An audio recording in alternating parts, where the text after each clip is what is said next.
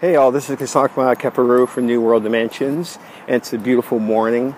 Today I want to talk to you about the subject of emotional dependency and being free from outcome. Now, emotional dependency comes when you are dependent upon certain emotions that you become addicted to. And a lot of that stems from the fact that, let's take for example your day-to-day life, you're in your comfort zone. You walk around, you are doing your same old routine, and you don't venture outside that routine because it's safe, it feels good. That's an emotional dependency. However, when you're into spiritual development, you learn that you'll have to confront your fears.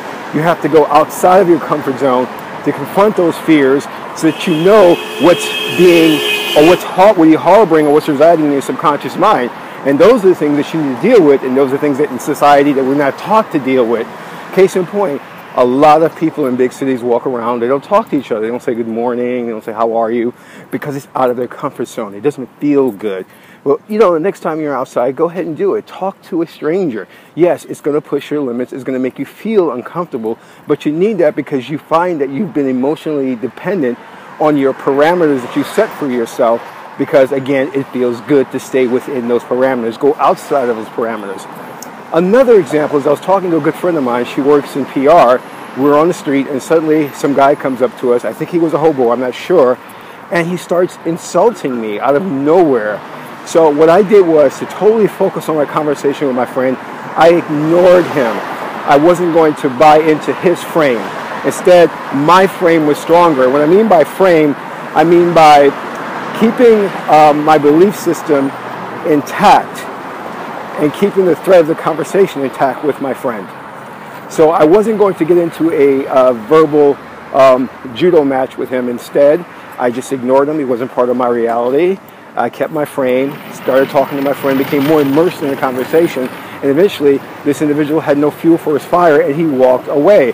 Now, a lot of people who are emotionally dependent feel that they have to vent, they have to defend themselves by saying something back and getting into that verbal discourse, but you don't have to do that. That is the belief system that you've adopted to make you feel better. The belief system says, if I don't defend myself, if I don't say something back, then I'm going to feel like a less of a person, I'm going to feel like a punk. That's simply not true. Again, that's an emotional dependency. You're dependent on your emotions to feel good, to reinforce your ego. And again, that ties into becoming free from outcome. I don't care how this individual thinks of me.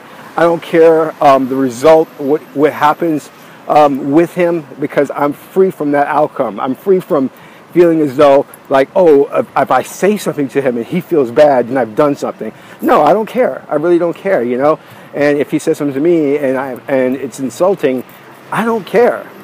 You have to be icy, kind of like Mr. Spock, you know, look at it in a very logical and cold and methodical way, and not become dependent upon what happens in the outcome. So that's an example of number one. Your emotional dependencies in life come from setting those parameters and reinforcing a belief system that you may have to engage in some type of emotional outburst to feel good when you do not. You can maintain your frame, you can become centered, you can become icy, and not buy into somebody else's frame or buy into a belief system that says that you have to engage in some type of verbal discourse. The other thing is not seeking an outcome and being free from outcome, not saying that, oh, hey, if I say this back at him and it hits him hard and he feels bad, then good, I've won the argument. You don't have to do that. You can be free from that outcome. You don't care about if you win or if you lose, you know? So the great saying of the goddess Ma'at is, she says, take neither gain nor loss to heart. You know, always being centered. You don't really care about the outcome. You're not emotionally dependent on something. And you become a more spiritual being. So, this is Qesankh Kheperu for New World Dimensions, and that's all for now.